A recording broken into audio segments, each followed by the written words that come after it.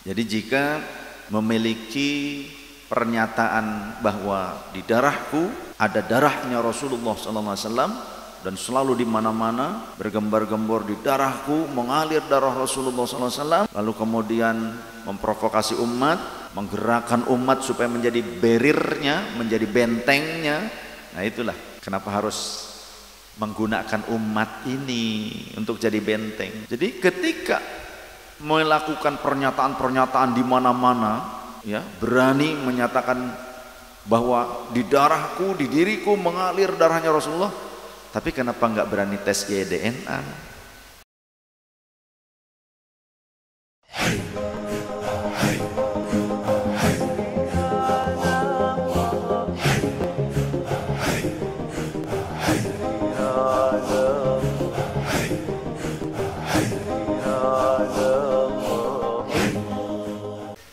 Nah, tes DNA ini ada DNA saja, ada Y-DNA, karena ada X DNA itu ada Y-DNA.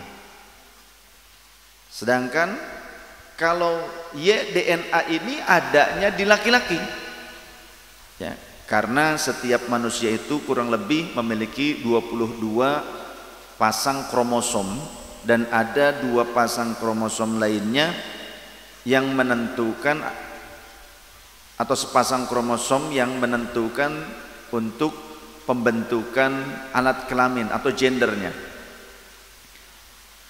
Dan yang perempuan ini ya XX, sedangkan yang laki-laki ada X dan Y. Yang Y-nya ini, kromosom ini adanya di laki-laki.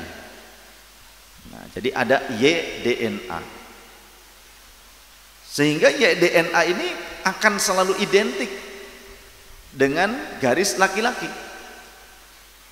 walaupun dari berbagai negara, ketika garisnya sama, leluhurnya sama gitu, kalau dari garis laki-lakinya itu bisa ketahuan, walaupun mungkin ada beberapa mutasi genetik karena ada asimilasi, percampuran pernikahan gitu. Tapi yang Y-DNA-nya ini tidak bisa berubah. Y-DNA-nya ini akan tetap ada identiknya gitu. Sehingga nanti ketika walaupun sudah beberapa generasi, beberapa abad, lalu kemudian di berbagai negara itu ada yang genetiknya identik, ya DNA-nya sama gitu loh. Ada kemiripan atau ada identik, mirip. Identik ini lebih daripada kemiripan. Jadi ada persamaannya walaupun sudah ada mutasinya. Nah, itu akan ketemu. Sehingga di laman resminya Wapres Indonesia, Wakil Presiden Indonesia, merujuk kepada hasil Bahthul Masail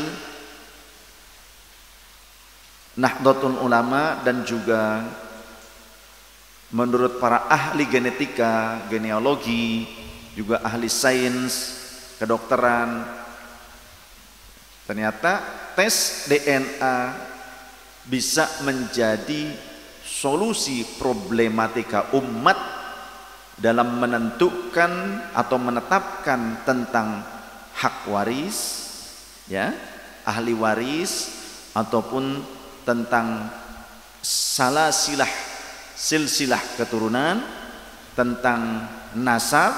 Itu ternyata juga bisa menjadi teori pendukung saintifik yang sangat akurat, yang cukup akurat dan sangat akurat. Menurut para ahli itu 99% akurat, ya, bahkan pakai koma, 99,9% akurat. Dan itu bisa dilakukan. Lantas yang menjadi barometer DNA-nya dari mana? Kalau ternyata leluhurnya sudah sekian abad, kan sudah wafat. Jika masih ada sisa-sisa bagian tubuhnya seperti rambut, gigi, kuku, ya, itu masih bisa diambil sebagai sampel Y-DNA tersebut. Dan ini sebetulnya sesuai dengan kaidah-kaidah ilmu fiqih, ya, seperti qiyafah. Dulu zaman Rasul kan juga ada orang yang bersengketa tentang ini anak siapa gitu loh.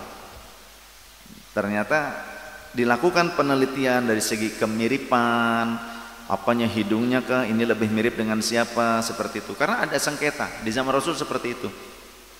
Nah, kalau sekarang di zaman teknologi modern yang sudah dikembangkan lagi, maka bisa diterima ketika ternyata menurut para ahli sains ini sangat efektif, dan efektivitasnya itu, validitasnya itu 99,9%. Wah, itu sudah diyakini oleh para ahli sains, ahli genealogi. Ahli genealogi itu ahli persambungan DNA, genetik DNA, nasab, silsilah gitu. Itu sudah diyakini itu.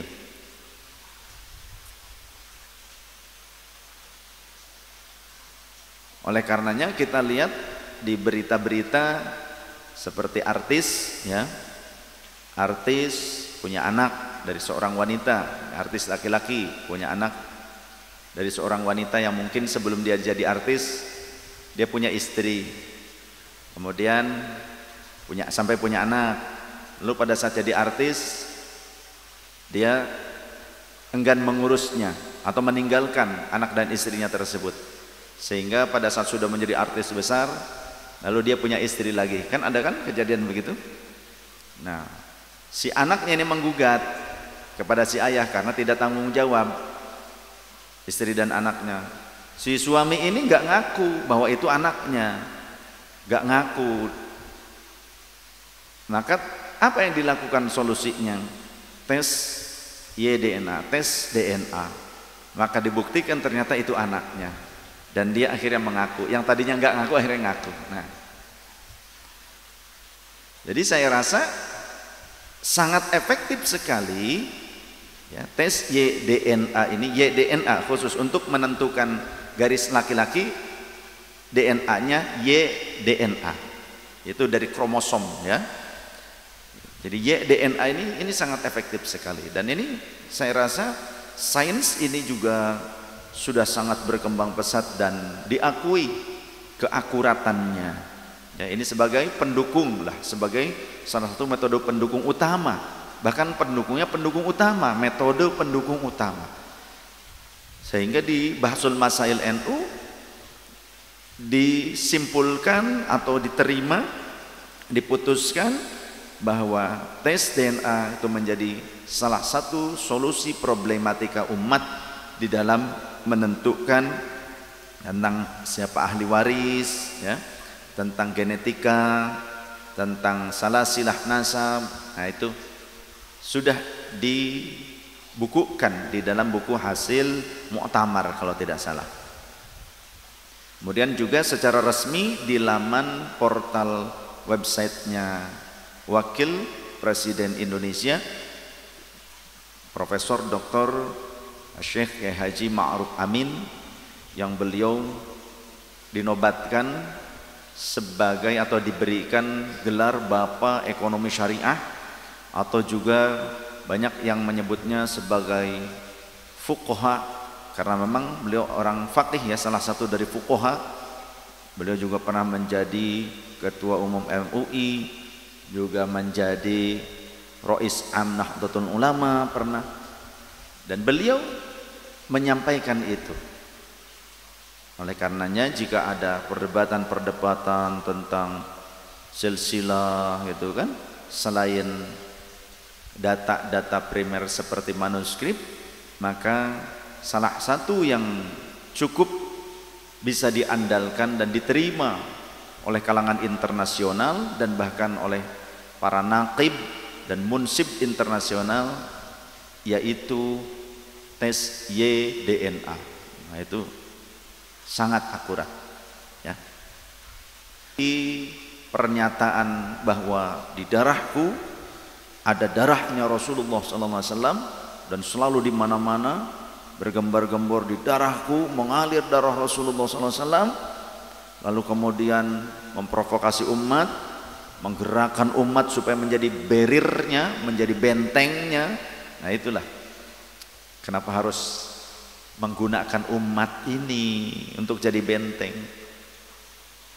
Jadi ketika melakukan pernyataan-pernyataan di mana-mana,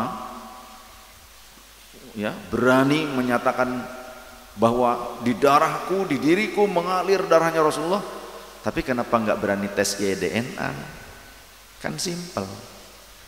Nggak punya uang, ada yang mau danain, ada yang mau biayai.